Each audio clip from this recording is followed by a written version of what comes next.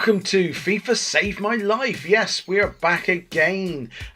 Every day we come back, it's like a little treat. It's like Christmas has come early, I know.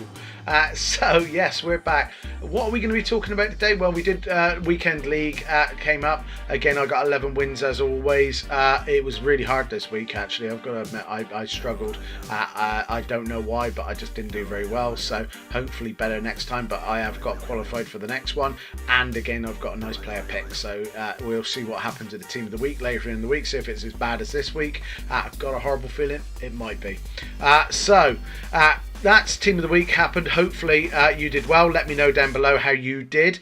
Also, while you're down below, who are misses, please hit a subscribe. It will mean a lot to me. I would love to start getting these subscribes up. I've kind of plateaued at the same amount for the last probably 3 or 4 weeks, so I need to start getting them going up again. So yeah, if you're new here and you've never seen it before, I do some good stuff, I do some funny stuff, I do some great information, I get some inside information, but guys, all the time I'm giving 50% of my profits to Mind the charity for mental illness. So what have you got to lose? Hit subscribe, guys, and make sure you watch my videos. Hit that bell. That's all I'm asking for. It doesn't cost you anything, but overall it makes an old man very happy. Thank you very much. Also we have my friend Hyphen Gaming that I put down below yesterday, getting good response, so again I put it out again today. Hyphen Gaming, people ask me what I do. Do I just do FIFA? Yes, I just do FIFA. I am that boring, but there is guys out there who do other stuff. Hyphen Gaming is one of them. I found this guy and he's a great guy. So Hyphen Gaming does Black Ops, does Fortnite, does Call of Duty, does Overwatch, does all these things that I do not. So if you're looking for that, you're hankering for something a little bit different, it's not competition, it's good, healthy gaming at its very best, and he is good. So go and watch him, Hyphen Gaming, and yeah, he will show you the ways of Fortnite, etc. I still haven't got into that, that's how old I am. Back to FIFA, back to the real world, and back to where we are today. Today is Monday. I've decided, I've been looking at this for a while and I've been thinking about it for a while, and I wanted to do a little segment, a little, sort of showette, if you like, just purely on FIFA 20. Looking into the future, if I had my little crystal ball. That was creepy, wasn't it? Crystal ball. So yeah, if I had my crystal ball, what would FIFA 20 look like? Now, I'm not going to go into details of all the gameplay and all the rest of it, because that's above my pay grade and all the rest of it. One of the things I really enjoy about FIFA is icons. I love FIFA icons. I'm beginning to get some. So I've now got Zidane, Sol Campbell, Keane, Henry, and Hernandez. So I've got 5 icons. I've worked really hard to get them. Some of them are in swaps, some of them SBCs. I've not won a single one in the actual packs yet, but I have got some, by working really hard for them, and I love that. And I love my icons. I do. I love them because I'm probably because I'm a certain age.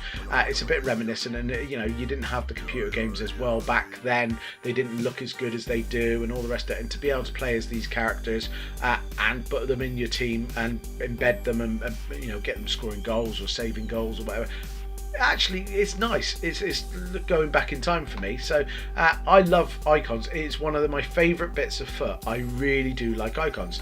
So I was thinking, there is some poor icons at the moment. Again, I mentioned Hernandez just a minute ago. I won him a couple of weeks ago during a live pack opening when I did the mid icon SBC, and he's good. He's scored some goals. He's all right, but he's not amazing. And if you look at his stats, he's not. Again, his real stats in real life, I don't kind of see how he's an icon. I really don't. But and that's not to diss Hernandez. He's a much better footballer than I ever was. But at the same time, he's got much better hair as well.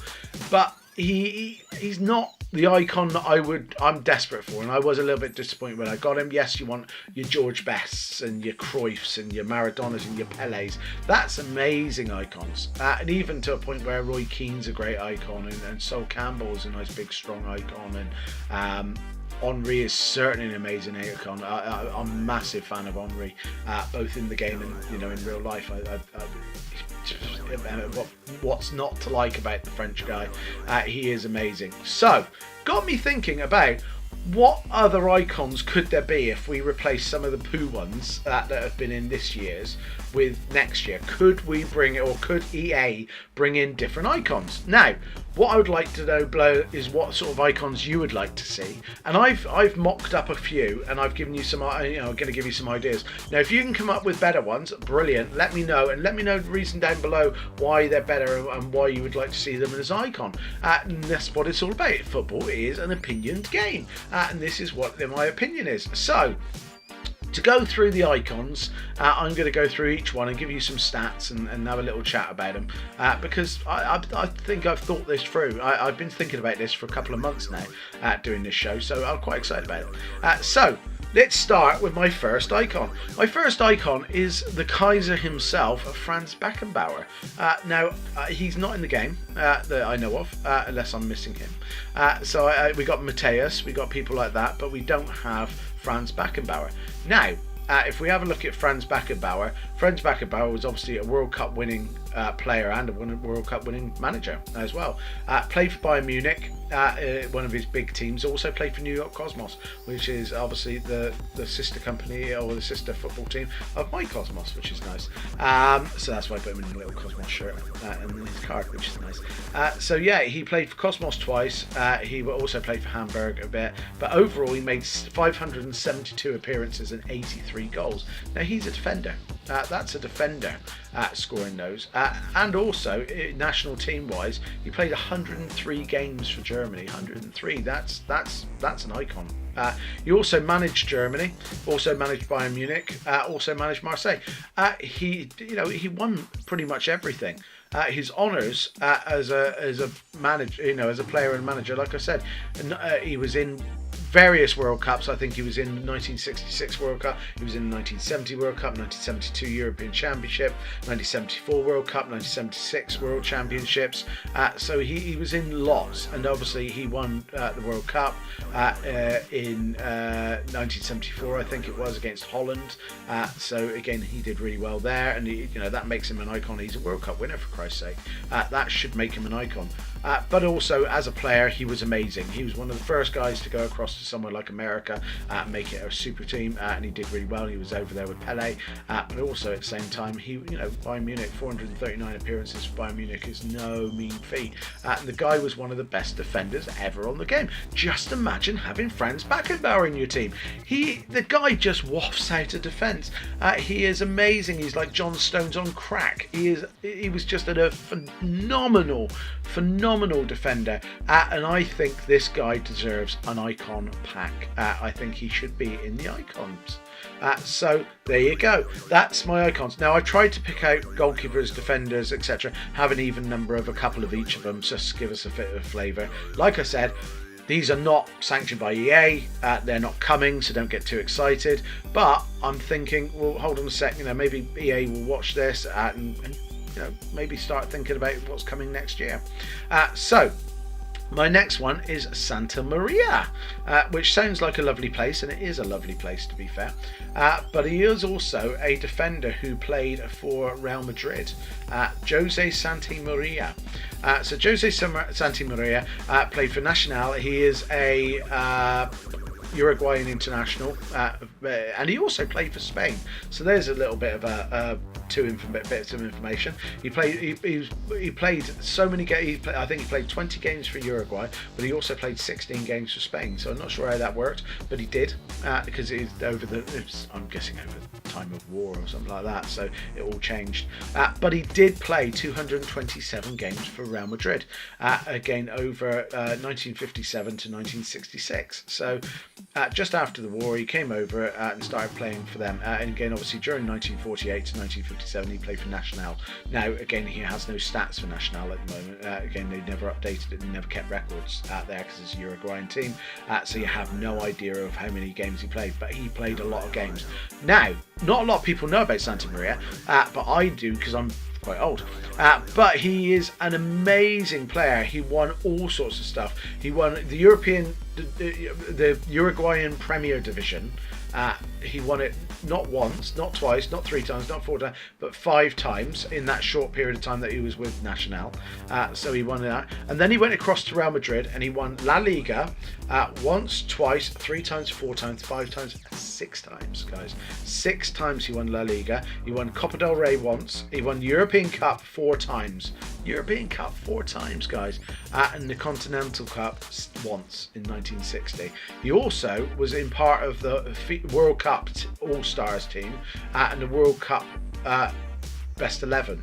So in 1954 and 1960, he was voted in that time. Although he didn't have massive games, amount of international games for Spain and for, and I'm not 100% sure why, to be fair, he actually got recognised.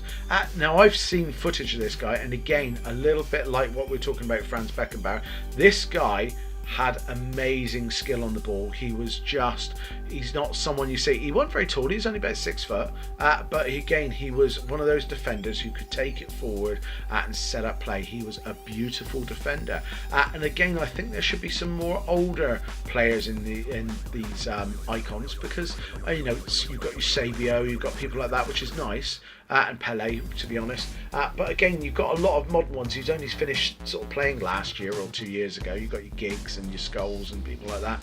I think there should be more real icons in this team. So there you go. Santa Maria would be one of my sort of bids there for a defender. Now, jumping over to a striker, I've seen this guy play in real life and he was amazing, and he did play in lots of different places, but I think this guy would be really good on FIFA. I think he would be amazing, and he's a goal scorer of phenomenal goals. He's a bit of a journeyman. He played for a lot of clubs, but I think George Weah absolutely deserves it. Not only is he president of Liberia now, you know, he's a president. He's amazing, but again, the guy was an ambassador for football when he played. He was great. He always played with a smile on his face. He was absolutely amazing. He represented his country. His country wasn't the greatest of countries, but he made 61 appearances for Liberia. He did really well, scored 22 goals, but the guy played 413 games and scored 194 goals, so it's 1 in 2 basically. That is an amazing, you know, sort of stat, to be honest. And he played for teams like, he played for some sort of, you know, local teams, obviously African sports and people like that to start with. Then he went on to Monaco and played 103 games and scored 47 goals for them. He went on to Paris Saint-Germain and played nearly 100 games for them. He had AC Milan, where he made his name and again 114 games and 46 goals. Went over to Chelsea on loan, scored a few goals for them. Then went to Man City, only scored a goal for them, but then went back to Marseille, scored some goals, and ended up in Al Jazeera over in the Middle East and scored some goals for them. Guys, everybody knows who George Weah is. I think he would be an amazing striker. When, like I said, you've got people like Hernandez in this team, and you look at his stats and they're not great, and he's never really been out of, you know, I think he's a Uruguayan or Mexican, Mexican, and he's never been out of his country really, and all the rest of it. This is a much better bet for an icon. I think this is an amazing bet for an icon, and he was a lovely guy, and everybody would want a George Weah. Just imagine how OP he'd be. He'd be strong like bull. He would be strong, he would be fast, he would be, oh my god, he would be great, George Weah. Absolutely amazing. His shot would be brilliant. That is a really good card, and that's a bid for a striker card, I think. This one's going way back, and this is mainly because I'm an Everton fan, but I think he's one of the most underrated. People forget this guy because he played so long ago, but his stats will say it all. For guys who are young enough, who don't know who this guy is, this is Dixie Dean, or Dixie Ralph Dean. He played for Everton mainly, but this guy was phenomenal. Absolutely phenomenal. There is a statue outside Goodison Park of this man, and damn right there should be. There's now a hotel in Liverpool called the Dixie Dean. He was amazing, and I'm going to tell you why he was amazing. He played basically through 2 wars pretty much. He ended at the end of the Second World War. Pretty much ended his career, and he gave up then. But he started in 1923, so he started just after the First War. Played for Tranmere Rovers and played 30 games and scored 27 goals. So basically a goal a game. Then moved to Everton from 1925 to 1937. So again, he was there for 12 years, which is amazing. Everton, 399 games, 349 goals. Just sunk that in for him. How is this guy not an icon? 399 games, 349 goals. How is he not an icon, people? He then went off to Notts Forest, played 9 games and scored 3 goals. He then went to Singlo Rovers, which I think that's where we got Seamus Coleman. He played 7 games and scored 10 goals, so more than a goal a game. And then Hurst, he played 2 games and scored 1 goal.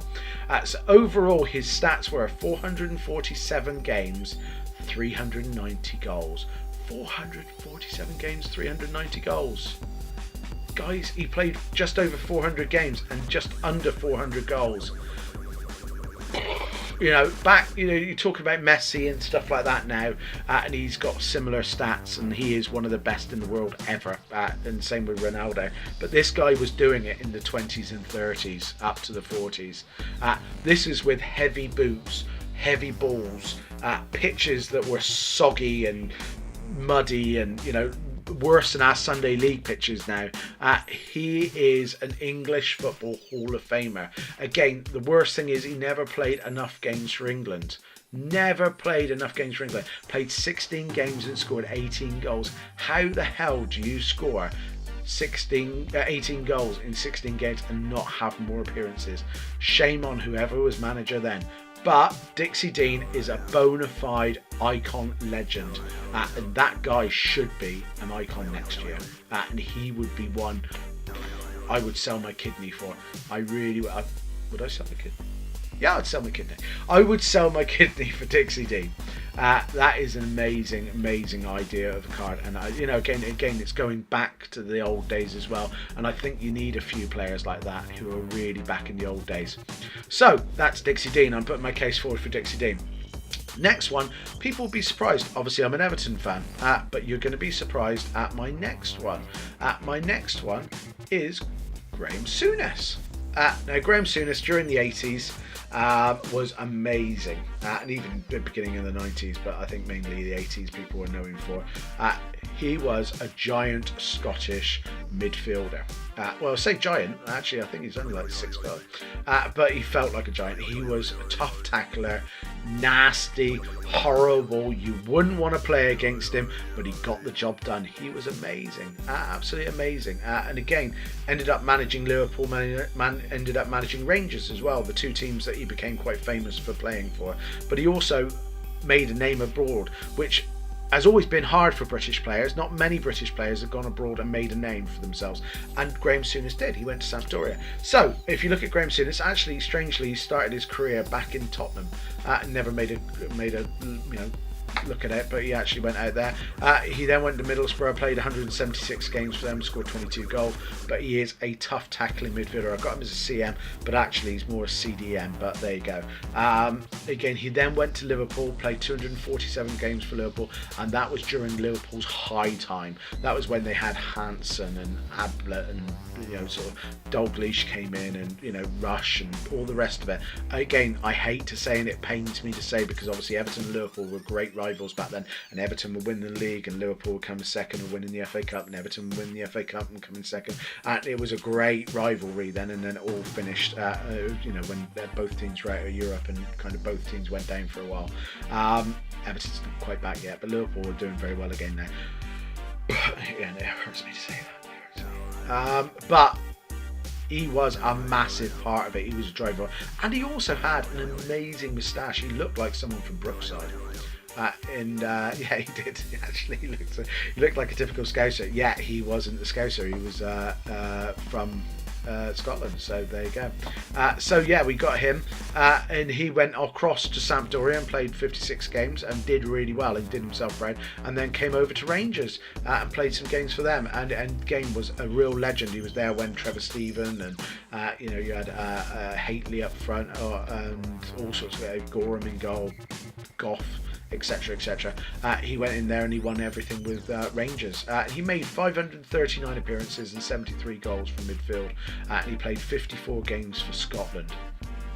So you also again take into consideration he managed Rangers, did well, managed Liverpool, did well, managed Galatasaray, did well, managed Southampton, didn't do so well, and then went across to Torino, Benfica, Blackburn and Newcastle, didn't do so well in those guys. Now he's given up and now he's a commentator on Sky.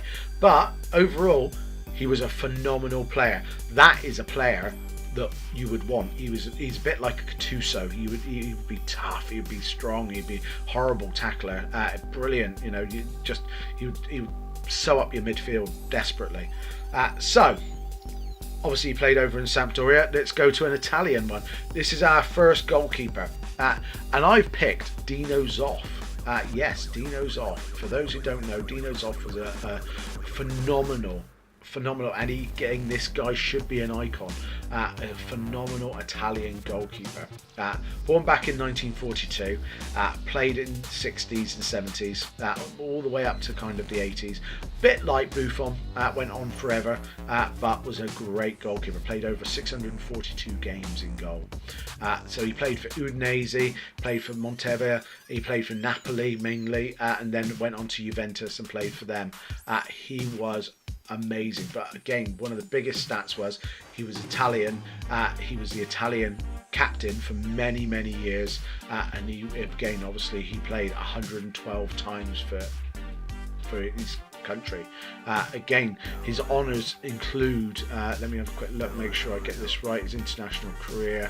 I don't know if he won. What did he win? Did he win career statistics, international? I know manager-wise, he really did well for Juventus, for Lazio, for Italy, and for Fiorentina. He did incredibly well. So honours as a club, he won Serie A. He won 1, 2, 3, 4, 5. He won 6 times for Serie A for Juventus. Coppa Italia, he won twice. UEFA Cup, he won once. Internationally wise, he won the FIFA World Cup in 1982, guys. This is a World Cup winner. He should be in as an icon. He should be. UEFA Champions League, European Cup as well. So he's a European Cup and he's a World Cup winner. That is a great goalkeeper. He also managed and won things like the UEFA Cup and Coppa Italia, etc, etc. But that is a great goalkeeper. Dino Zoff, amazing. Only 6 foot, but again, one of the best divers of the ball you'll ever see. He controlled things, and his handling was absolutely second to none. Second to none. It's like he had glue on his hands. That would be an amazing card. An amazing card. Let's stick with goalkeepers, shall we? Now this again, you'll say I'm being a little bit biased, but when you understand and you've seen this guy in real life and you understand how many games this guy played, you will understand. But I'm talking about the ex-Dustman himself, Big Neville Southall. Yes, Big Neville Southall, my friend on Twitter. Yes, him indeed. This guy should be an icon. If we've got Peter Schmeichel in there, and we've got Van der Sar, we should have Neville Southall, because Neville Southall during the 80s and 90s was the best goalkeeper in the world, second to none. If you watched him, he was amazing. Now, put that aside, the amount of games he played 710 games for different clubs, and then he played also 92 times for his country. So he amazing, absolutely amazing. Never really managed anywhere. Managed somewhere like Dover Athletic for a couple of years and stuff like that. But he actually was Wales caretaker manager for a season as well, which is weird. But he started his career in Bury and played 39 games for them. Then went to Everton and played 578 games for Everton. 578 games, guys. Then went off to different places like Stoke, and I can remember he played for Bradford and Torquay and all sorts of crap. You know, he played 53 games for Torquay. But he went to Real, played 3 games and all the rest of it. This guy was amazing. Now, if you want to have a look at his statistics were phenomenal. English division, he won 2 league division, 2 basically premierships with Everton. He also won 2 FA Cups, 10 years apart, would you believe?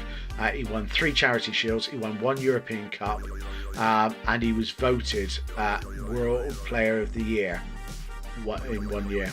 So he was voted World Player of the Year as a goalkeeper.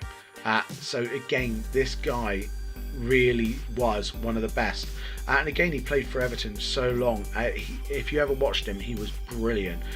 This guy, I think, really deserves a place as an icon. Really does. And again, not just because I'm an Everton fan, but again, I think there's not many people who don't know who Neville Southall were. And again, I can't put stuff down below because I'll get copyrighted, but just look up Neville Southall and you'll see some of the saves he's made, and he was just one of the best. I've seen him live. I've actually met the guy a couple of times, and he is a gentleman, absolute gentleman. And he would, I don't understand how he's not in there when people like Van der Sar and people like that are. So there you go. That's Neville Southall, a great stalwart of the Premiership. So next, a nutcase, and again I've met this guy as well. His boot is right behind me, in fact, signed and sealed and delivered. A guy I absolutely adored going to watch for many times for England and for different clubs. I never saw him play for my club, actually. I was living in Malaysia at the time. But Paul Gascoigne, why the hell is he not an icon? Why is Paul Gascoigne not an icon, people? Paul Gascoigne was one of the most exciting. Just imagine playing as Paul Gascoigne on this. Just imagine the skill moves at 5-star you will have on that. You'd have 5-star, high, medium at least. He would be amazing. Amazing. His skill, his shooting. Everybody knows what he did against Scotland in the Euros. Everybody knows how good he was at Tottenham Hotspur. Everybody knows that he went across to Lazio and actually got himself back together. And then he came back to Rangers and played really well. Then unfortunately he had a bit of a journeyman journey around like Everton and Middlesbrough and places like that, and basically ended up retiring. But everybody knows who in the world Paul Gascoigne was. This would be an amazing card. Amazing card. Guy played for Newcastle for many years. Started off in Newcastle, 92 games, 21 goals. He got found in Newcastle. Tottenham came and signed him for a world record at the time. I remember it because Tony Cottee was signed for 2 million, and a week later he was signed for 2.2 million, and it was a world record. Doesn't seem like much now, but back in the day that was an amazing amount of money, and I can remember being really excited about it. Even though Tony Cottee was going to Everton, and that was exciting, Paul Gascoigne, to see him going to a big club was brilliant. And again, obviously he went there for many years. He went 4 years. Tottenham's played 92 games, 19 goals. Played by injury right at the end. Lazio, he went across 43 games, 6, and he made it work in Lazio. He was really good. He was great ambassador. He even learned the language. He was very good at the language, even though he could barely speak English. He was great. He went back to Rangers, played 74 games and scored 30 goals. He was in his top form and got back into the England team at the time, after being amazingly dropped by Glenn Hoddle for one of the World Cups, which was, everybody couldn't believe that, but there you go, he got back in again. And then Middlesbrough, he played 41 times, scored 4 goals. Everton, he scored 1 goal for 32 times. Famously, he said he was absolutely drunk when he scored it and he never remembered it. So that was Paul Gascoigne at the time, and then he went off to Bury and then ended up at Boston United. Now for England, he scored 10 times in 57 appearances, mainly because he was injured. He never played as much as he should for England, and he managed Kettering Town, which was great. But this guy had a spitting image puppet. This guy had the world at his feet. Everybody knew who Paul Gascoigne was. Absolutely everybody knew who Paul Gascoigne was. And the guy won loads of different stuff. He won the FA Cup at Tottenham, quite famously, when he went off injured. Scored a free kick and then went off injured. When he tackled, I can't remember, Des Walker maybe or something like that. He won the Scottish Premiership twice. He won the Scottish Cup final once. He won the Scottish League Cup once. He was a runner-up in the league with Middlesbrough.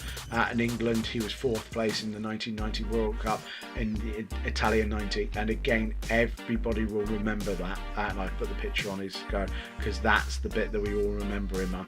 But again, obviously, he didn't want even just that. He won PFA Young Player of the Year awards. He won loads of those. BBC Sports Personality of the Year award. FIFA All-Star Team in 1919, the Italia team. So he won the Ballon d'Or in 1990. BBC Goal of the Season. He was UEFA Champions Team of the Year tournament in 1996. So again, obviously Euro 96, he was in the team of that. Rangers, he's been put in the Rangers Hall of Fame, for crying out loud. This guy, everybody loves Paul Gascoigne. He's flawed, we know, but just take it down to the basics. As a FIFA player, if you were on FIFA and you could get Paul Gascoigne, how exciting would that be to run through midfield with? It'd be like, because at the moment you've got Sterling down the line. I love running down the line with Sterling. Sterling feels great.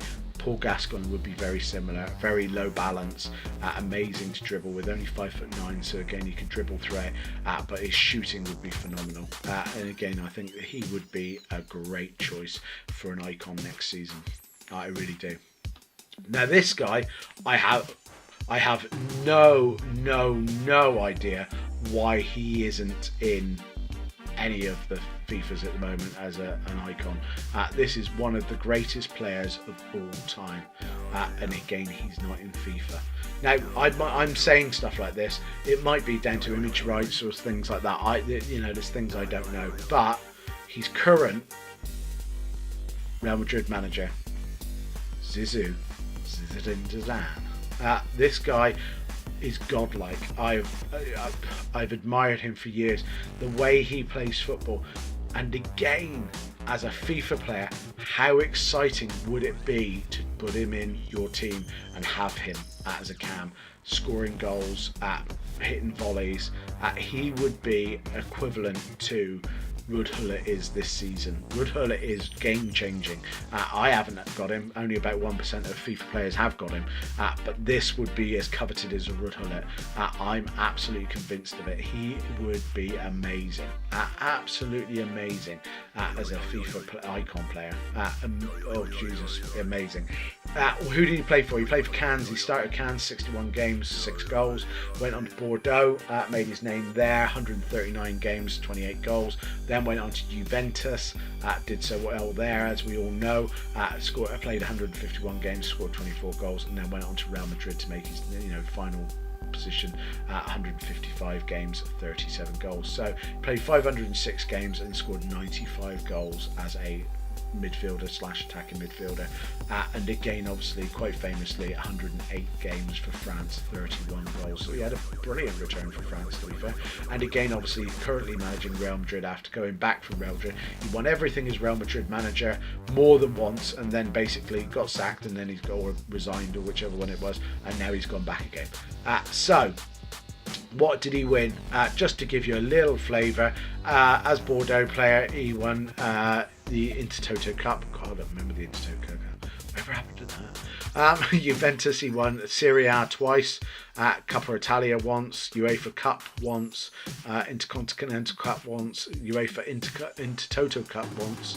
Real Madrid, he won the league, he won the Cup twice, he won UEFA Cup twice, he won Super Cup, and he won the Intercontinental Cup. And for France, he won the World Cup. He was runner-up in 2006, and he also won the UEFA European Championships in 2000. So in 1998 he won the league, and then he won the 2000 UEFA. So in 2 years he won everything the world had to offer him. He was amazing, and his honours are too long to. But this is a Ballon d'Or winner. This was a Team of the Year winner. This was Player of the Year winner. Oh Jesus Christ! I'm literally scrolling. And as a manager, he's done brilliantly as well. So again, obviously, this is a football guy who deserves to be an icon, and he is an icon. Everybody knows who Zidane is, and he is. Again, put yourself in the feet of a FIFA player. You get your control out and go, right, I can play as Zidane today. That will be exciting. That would be amazing, to be honest. That, like I said, is the equivalent of Ruud Gullit, I think. This next guy, no one likes at the moment. No one likes him at all. Let's be honest. He is a horrible, horrible person at the moment. I've never met him, but he's done some bad things for UEFA. But Platini, as a player, was godlike. He was amazing, and again deserves a position as an attacking midfielder or even a striker, as an icon. But I always saw him as an attacking midfielder. This guy is amazing. Again, he played for Juventus, the same as Zidane. Zizou. He played for. He scored 68 goals in 147 games for them. He played for Saint Etienne, and he also played for Nantes. He played 432 games and scored 224 goals. So again, 1 in 2. Very much like George Weah back at the beginning, he scored 1 in 2. That is a great response, and again shows how good he is. But again, as an international player, how did he do? Well, he won UEFA European Cup back in 1984. He won the World. Well, he came 3rd in the World Cup. He came 4th in the World Cup. Again, this guy was a born winner. For Juventus, he won the league twice. He won the Coppa Italia. He won the European Cup Winners' Cup. He won the European Super Cup. He won the European Cup and was runner-up at the European Cup as well. This guy won pretty much every honour going. Again, no, he didn't win the World Cup, but he won European Cups. And again, he was manager as well of France, and did really well as manager of France and for a little bit. And this guy, 72 games for France and 41 goals. That is phenomenal. He is a great player, not a great person now necessarily for what he's doing with UEFA. But overall, this is a great player and really should be included in icons. What do you think so far, guys? Put your comments down below. Let me know what you think. But I've got a couple left, and I think they're good ones. And one of them I cannot believe is not an icon. Can you believe it's not an icon? What do you mean stop talking to you? I want to talk to you. Okay, so next one. Absolutely, as an Englishman, this guy epitomises football for me. He is one of my all-time heroes. Hero. Golden balls himself, David Beckham. One of the nicest guys in the world, as well as one of the best footballers in the world. Always held himself accountable for everything. If he made a mistake, he would hold himself accountable and do something about it. The guy is phenomenal, and I'm using the word phenomenal instead of amazing because that's what he deserves, to be honest. Let's have a look at his career. We all know he started off at Man United and did really well there. He played 265 games for them and 62 goals. Then he got booted out because he had a bit of an entourage and Alex Ferguson didn't like it much, and he had the famous boot thrown at his head. We had Real Madrid. He played 116 games and 13 goals. Now again, going back to someone like Graeme Souness and that, a lot of English players did not succeed outside these fair waters. The only one I can really think of, and again a few did back in the 80s and that, you had Luther Blissett did really well. People like Ian Rush failed, and Des Walker necessarily, and people like that. John Charles did really well back in the day, but David Beckham is definitely one of the best exports we've ever had. We've sent him out. Not only did he represent the UK and England as a footballer, but he succeeded when he went abroad as well. He won everything. So he went to Real Madrid, scored 13 goals in 116 games, and it was hard for him because he had different managers, and some didn't like him, some did like him. So he had a hard time, but overall he won them back over and won really well. Then he went over to America and tried it out and played 98 games and 18 goals for LA Galaxy, where he did really well and kind of revigorated the American scene, a bit like Pele did and Beckenbauer did back in the 60s and 70s. This guy, Beckham was really the reason and the catalyst for why the American leagues kicked off, and people like Gerrard and Ibra's over there, and people like that. So yeah. Then he went to Milan on loan twice and scored some goals and won some stuff. And then he ended up at Paris Saint-Germain quite famously, played 10 games for them and finished his career. So he had 523 games and 97 goals. And again, he was, until recently, until Rooney got over top of him, he was the most outfield capped player for England at 115 games and 17 goals. And those 17 goals, most of them were iconic. Most of them were amazing free kicks of some sort. And again, put yourself in the position of having David Beckham on the right midfield and having a free kick on the edge of the area. You will wheel out David Beckham and you will probably score that goal. That'll be exciting, wouldn't it? It makes my mouth water just thinking about how good that would be to have David Beckham on your team. So let's go through what he won, just to solidify the fact that this guy should be an icon next season. So Premiership, he won for Man United. 1, 2, 3, 4, 5, 6. He won 6 premierships. So he won 6 Dracula.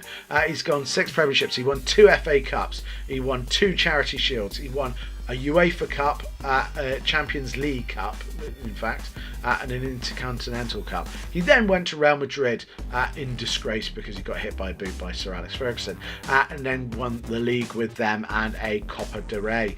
He went off over to the MLS with LA Galaxy and won the MLS Cup twice. He won the Western Conference 3 times. He went in the playoffs 3 times, and he won the Supporters' Shield twice. He then went across to Paris Saint-Germain and won the league in his final season, as well as coming off crying. Now, again, this guy was Ballon d'Or runner-up. He was UEFA Cup Footballer of the Year more than once. He was Matt Busby's Player of the Year. He was PFA Young Player of the Year, PFA Player of the Year, BBC Sports Personality of the Year, MLS Comeback Player of the Year. Jesus Christ, this guy, and he's in the English Hall of Fame. There's too many to read, but this guy, he's a beautiful man, to be fair, isn't he? He's a beautiful man. He doesn't mind taking the mickey out of himself. He's done it in Deadpool. He's done it on James Corden. He's done it, on Ali G and all the rest of it. He has a great sense of humour, but at the same time, he's also a phenomenal footballer. And number 7, David Beckham, should be on the pitch next year in FIFA 20. I don't know what hairstyle it'd be. I'm hoping it wouldn't be one of the weird ones like the Mohican or something like that, and hopefully he wouldn't be wandering around in a shrong. That would be really weird, but overall I wouldn't care. I think David Beckham 100% needs to be on FIFA next year. That would be an amazing new addition to the icons. And then finally, yeah, I hear you say, we have the King of Cool himself. Put your collars up. We have one of the greatest signings of all time, out of nowhere. Alex Ferguson ever pulled out. Eric Cantona. No one saw it coming. He came across, I think he was playing for Leeds.